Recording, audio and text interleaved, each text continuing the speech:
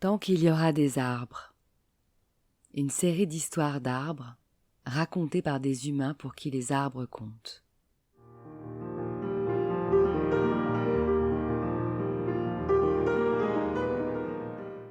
Un patchwork de voyages en enfance ou dans le monde qui justifie qu'au-delà de leurs bienfaits naturels scientifiquement prouvés, les arbres sont nos complices de vie et doivent rester les témoins de nos existences.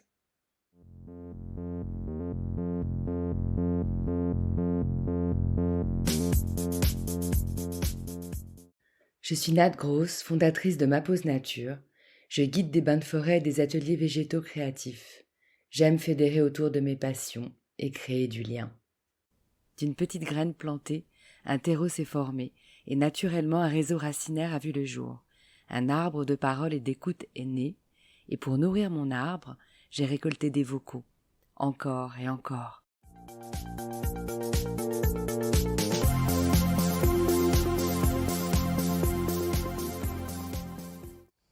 Tant qu'il y aura des arbres, nous pourrons bénéficier de la fraîcheur de leur ombre, rêver depuis leurs branches et surtout rester humble.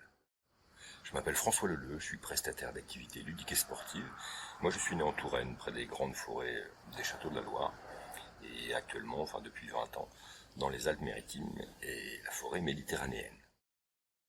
François, organisateur de jeux de piste à la Pékin Express, de trek en forêt et de team building pour entreprises, on s'est rencontrés lors de notre stage de sylvothérapie niveau 1 avec Laurence Mons en septembre 2020 en forêt de Rambouillet.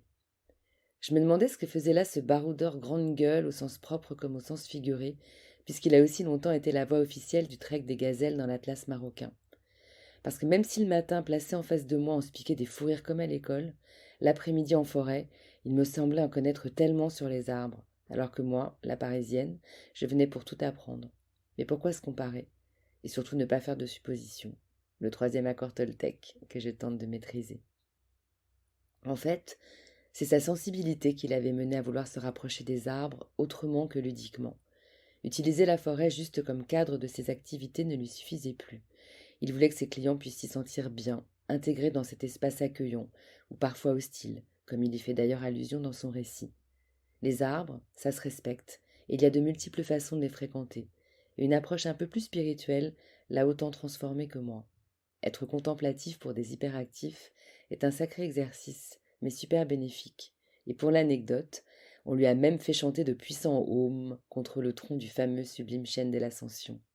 À la fin du stage, on s'est surnommé la confrérie des glands d'or, et ça reste un souvenir très fort. J'ai plusieurs anecdotes de par mes expériences professionnelles ou simplement la première, l'arbre de mon enfance, le tilleul du fond du jardin chez mes parents au-dessus de la rivière dans lequel on allait avec mon copain Richard construire des cabanes, autant dans l'arbre que sur pilotis sur la rivière en dessous. Et ceux-ci sont des souvenirs impérissables, bien entendu, qui font partie de mon être et qui me rapprochent toujours un petit peu plus de ma famille qui, géographiquement, est lointaine. Dans la forêt locale, près de chez moi, j'ai découvert un vieux chêne, un grand chêne, digne, fier, fort. Et j'avais vu sur une de ses branches hautes une chaîne qui pendait, probablement laissée par là par un homme, un de notre famille humaine. Et une nuit, j'ai rêvé. Cet arbre m'a appelé pour que je vienne le libérer de sa chaîne. Ça a fait rire mes enfants, mais le lendemain matin, j'ai remis mes baskets et je suis allé libérer cet arbre, que je vois toujours régulièrement dans mes activités sportives puisque je passe près de lui. Et puis la troisième anecdote, c'est dans la forêt, deuxième plus grande forêt de cèdres, sur l'Atlas marocain, où là, dans le cadre professionnel, j'encadrais un trek, et lors du repérage, j'étais assez impressionné par cette forêt de cèdres, surtout la nuit, qui donne des formes assez particulières. Et lors du repérage, j'ai essayé de me frayer un chemin au milieu des cèdres, et je m'en souviens très bien, ne pas avoir été très bienveillant vis-à-vis de l'arbre. Une première fois, une deuxième fois. La troisième fois, j'ai repris une branche dans la tête par un retour de branche. Voilà, mes petites anecdotes. Il y en a d'autres, mais ce sont les premières qui me viennent naturellement. Alors je vous souhaite un bon voyage parmi les arbres, tant qu'ils seront là. Merci François pour ton partage. où l'on ressent bien ici l'émotion des souvenirs nostalgiques d'enfance que tu as réussi à projeter dans ta vie d'adulte, avec des moments aussi intenses. Nous grandissons près des arbres, même en ville. Une fois que certains ont touché notre cœur, ils deviennent nos complices de vie, de ce voyage qu'est le temps qui passe.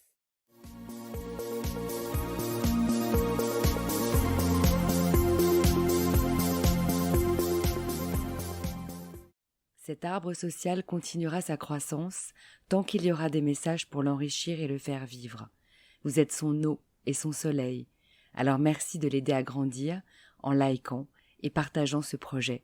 Car tant qu'il y aura des arbres, il y aura le passé, le présent et l'avenir.